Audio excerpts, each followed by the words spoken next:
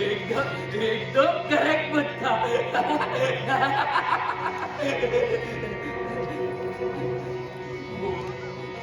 भूक लागली हो मला. कोणी पाव देतो का?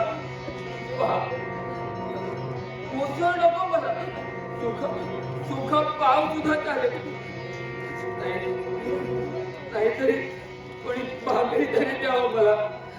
भाकरी या पोटाची आग त्या आगीला विझवण्यासाठी प्रत्येक माणसाची धांदळ चालू असते. मग मग मग कुणीतरी कुणाला फसवतो. जो सच्चा असतो तो बिचारा श्रम करतो. दादागिरीवाला कोण करतो? कशासाठी? या दीपिका पोटासाठी. अरे असतोस कुठे तू? 4 दिवस कुठे भटकत असतो आणि ही काय अवस्था करून घेतली तुझी? या जीवनाच्या रंगभूमीवर मी उभा आहे. पण काय आता माझा प्रवेश संपणार आहे. मग मी जाणार आहे रंगपटात. मोठा मुखवटा उतरवण्यासाठी.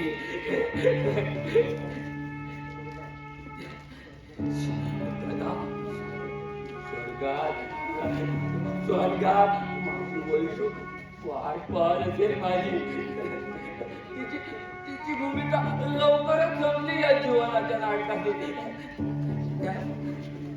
वरच्या नाटक करायला सुद्धा इतकी घाई झाली होती माझ्या वैशूला बोलवण्याची.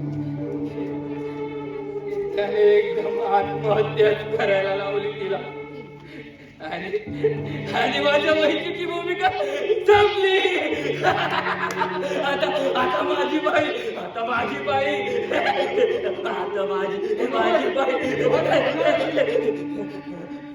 वैशाली गेली हे जग सोडून.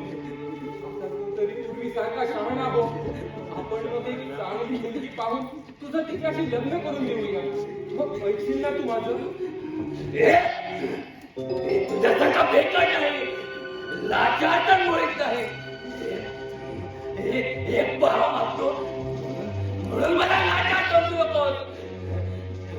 तो मागतो या पोटाची कळणी बनवण्यासाठी. पण आता माझ्या सुखासाठी मी लाचार होणार नाही. म्हणे लग्न माझं लग्न. आता मी स्वर्गात लग्न करणार माझ्या वैशू सोबत. अरे वैशाली गेली हे जग सोडून. आता तिच्या आठवणीने किती दिवस असा राहणार आहेस तू? माझ्या या जीवाचे पर्यंत. अरे तिच्या आठवणीवर तर जगतोय मी आतापर्यंत. हे वैशाली गेली. अरे पण कोणी मारले तिला? तुम्हीच लोकांनी एकमताने जीव घेतला माझ्या वैशालीचा. तो काढता माझा जीव घे या भीतीने माझी वैशाली.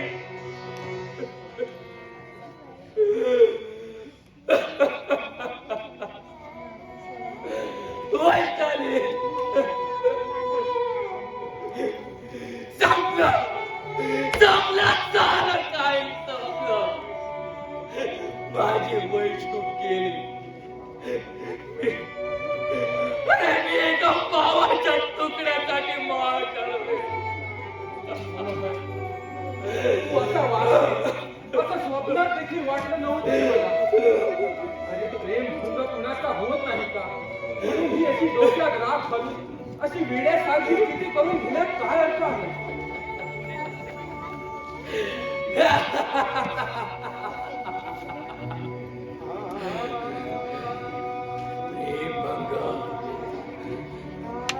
वेडा स्वप्न किती सुंदर शब्द आहे का दादा? पण फक्त शब्द अर्थ लावला तर किती भयंकर. एकदम जीव घेणे शब्द दादा, एकदम जीव घेणे शब्द. पण दादा, माझा प्रेमभंग झाला नव्हता रे. माझा प्रेमभंग झाला नव्हता. आमच्या खऱ्या प्रेमाला तिलांजली दिली. तुम्ही वाटाले. अरे माझं ऐक, आता झालं ते झालं. तू म्हणतोस तसं झालं असेल, पण यापुढे तरी त्या वैशालीचं वेळ डोक्यातून काढून टाक.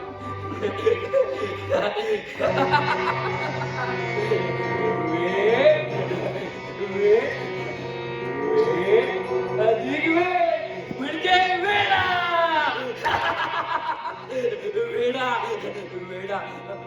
दादा, ही दुनिया शहाण्यांची, माझ्यासारख्या वेड्यांची आहे. पण दादा, वेडा सुद्धा पूर्ण शहाणा दिसतो नाही का? दादा, मग तो वेडा का होतो याचा कोणी विचार केलाय का?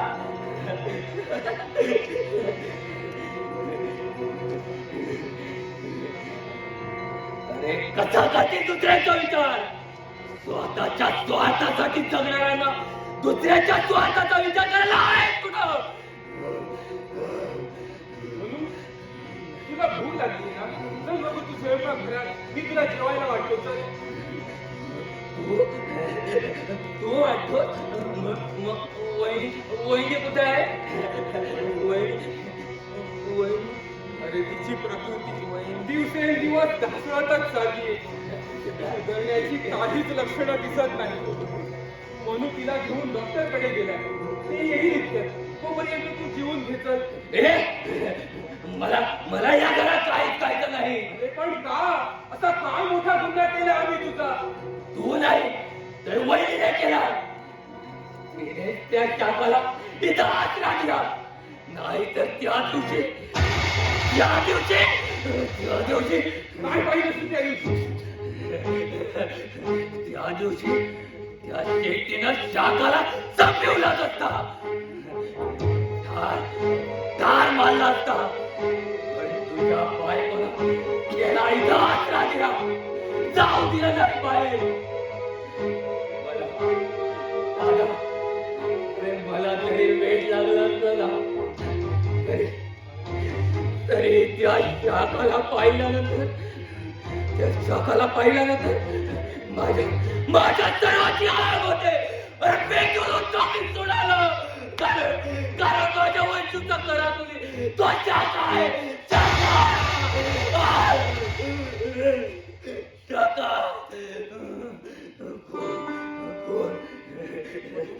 अरे काय सांगितलं डॉक्टरांनी? हॉस्पिटलमध्ये घेऊन जा म्हणा. प्रकृती फारच बिकट आहे, चिंताजनक. अहो, दवाखान्यात सुद्धा रक्ताची उलटी आली.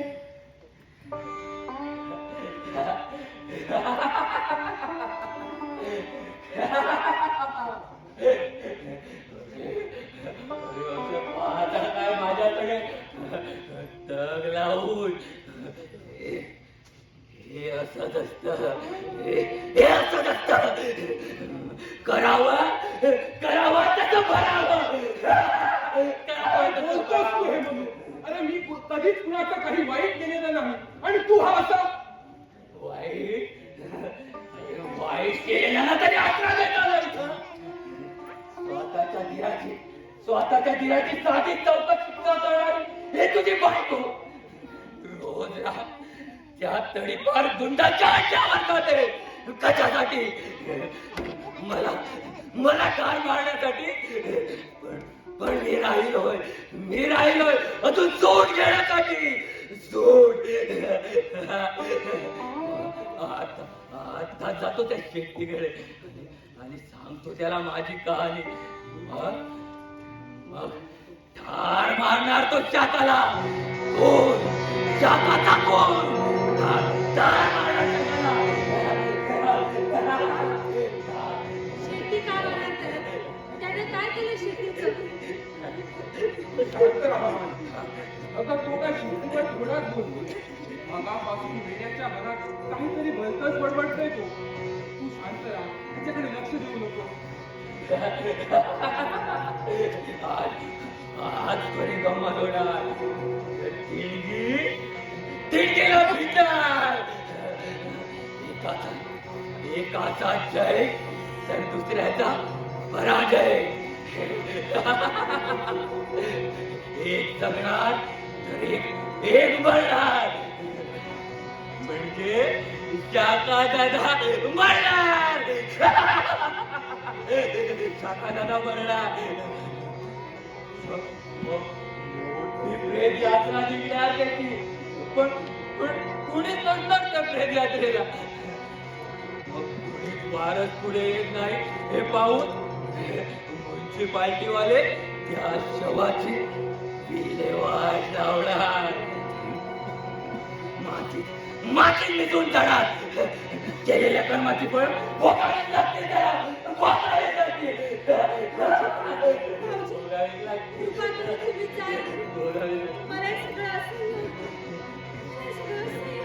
जातो मी. चाललो पुढच्या तयारीला. शाखा दादाचा खून.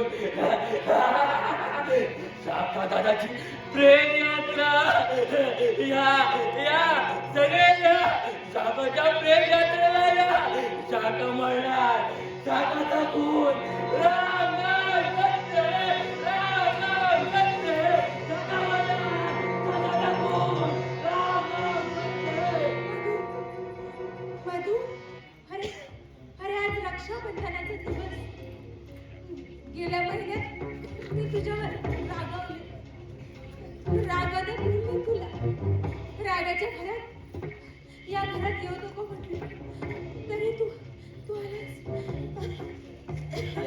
आता तू शांत राहा. तुला डॉक्टरांनी विश्रांती घ्यायला सांगितली ना. विश्रांती? हो, आता विश्रांतीच घेणार आहे. आता थोडा वेळ आराम कर बघू. आराम? हो, आज आराम कसं काय करणार? आज रक्षाबंधनाचा दिवस आहे. आज माझे सगळे भाऊ येणार आहेत. अरे, माझा शाखा दादा कसा आला? मला विसरला का तो? काही सगळं जग विसरेल पण शाखा दादा विसरणं शक्य नाही.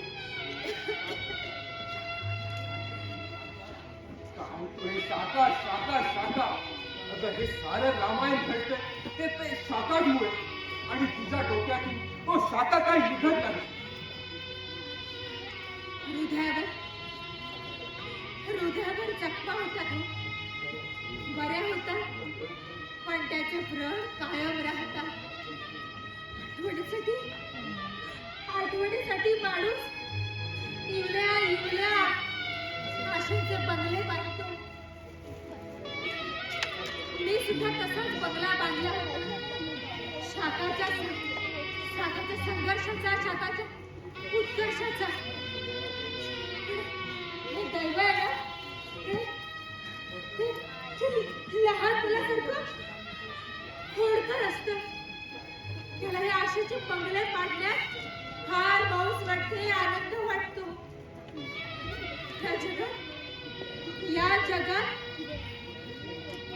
या जगात मोठी असते ती मानवता, पैसा नाही.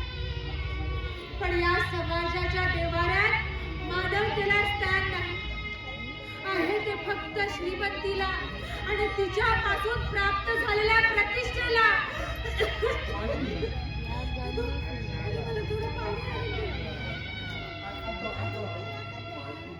माझं ऐक. थोडा वेळ आराम कर, मग बरं वाटेल तुला.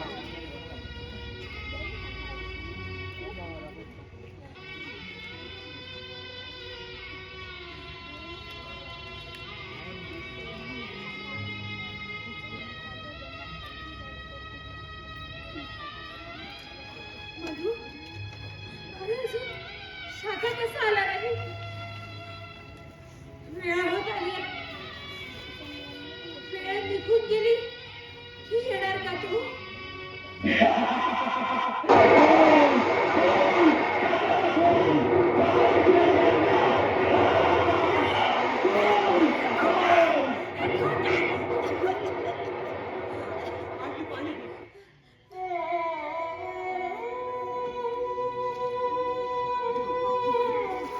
आई शाका! आई आई आई तुमची मालकी निघाली हो. चिरशांती घेण्यासाठी निघाली. चिरशांती घेण्यासाठी निघाली. आई मधू शाका आला का? तर त्याला सांग की तुझी माई तुझी वाट पाहून निघून गेली. नाही ताई माझा नमस्कार सांग शाका दादाला. नाही नाही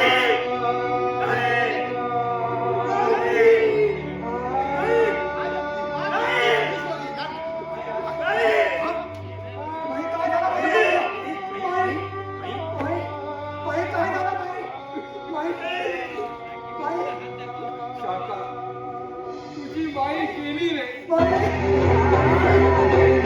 अनंतात विलीन झाली.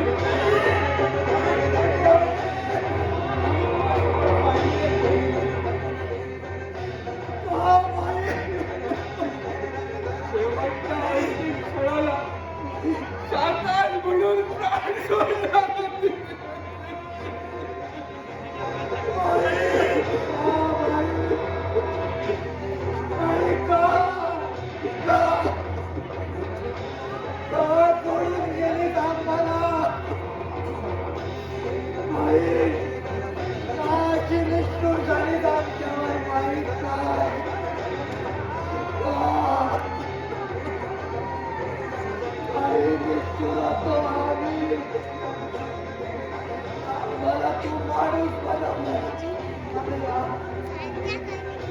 तू चाललीस बाई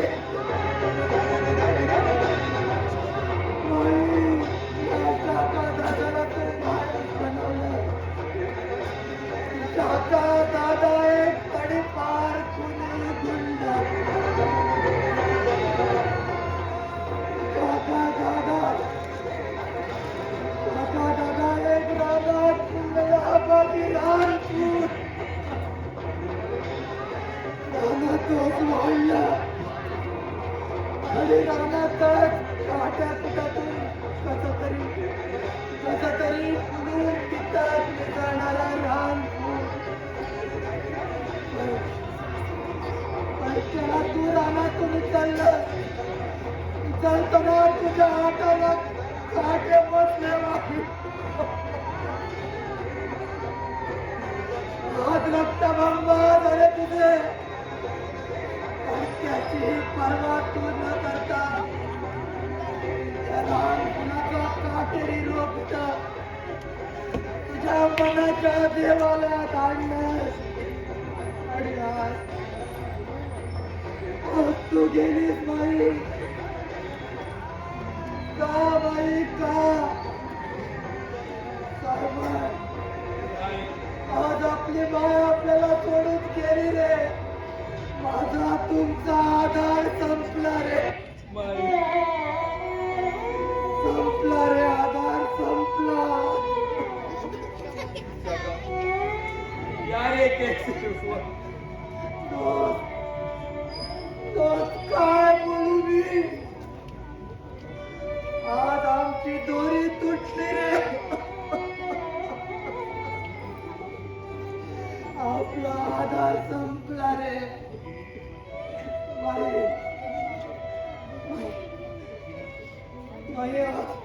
आज पहिली भेट घेऊन आलो होतो तुझ्यासाठी पण तू हे पाहायला थांबली नाहीस माई तू हे पाहायला थांबली नाही हे पाहून तुला किती आनंद झाला असता माई किती आनंद झाला असता माई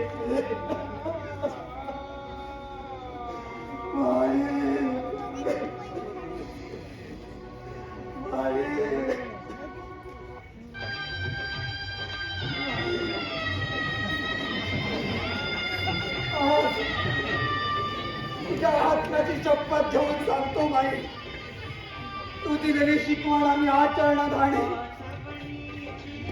हीच या लहान मुलाची प्रतिज्ञा अश्रू ढाळी तुझी बदला